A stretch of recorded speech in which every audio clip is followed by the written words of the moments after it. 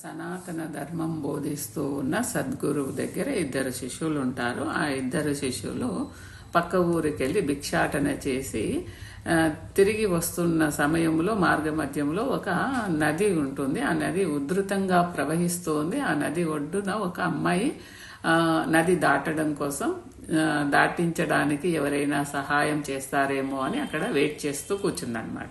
వీరిద్దరిని చూసినప్పుడు, స్వామి నన్ను నది దాటించండి, చాలా ఉధృతంగా ఉంది, నాకు భయం వేస్తుందని వారిద్దరిని అడుగుతుంది. అందులో ఒక శిష్యుడు ఏం చెప్తాడో, మేము బ్రహ్మచర్య వ్రతంలో ఉన్నాము, సన్యాసులము, అమ్మాయిలను ముట్టుకోకూడదు, కాబట్టి నీకు మేము సహాయం చేయలేము అంటాడు. అప్పుడు అమ్మాయి చాలా భయంతో ఏడవడం మొదలు పెట్టేసింది.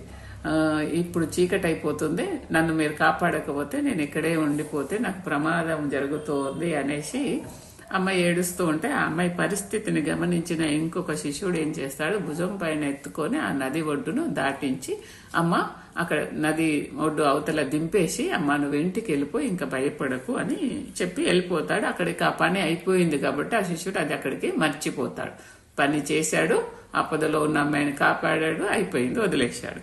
కానీ ఇంకొక శిష్యుడు గురువు దగ్గరికి పరిగెత్తి, గురుగారు ఈరోజు రాము ఏం చేశాడో తెలుసా మీకు? వాడి బ్రహ్మచర్యం అంతా భంగం అయిపోయింది, వాడికి పాపం తగులుతుంది, అమ్మాయిని ముట్టుకొని భుజం పైన ఎత్తుకొని నది ఆ ఒడ్డు దగ్గర వదిలేశాడు అని చెప్తాడనమాట.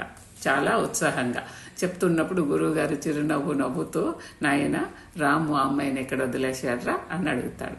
నది ఒడ్డున గురువుగారు అని చెప్తాడు. ఈయన నది ఒడ్డునే వదిలేశాడు కదా రాము, మరి నువ్వు ఎక్కడి దాకా మోసావు?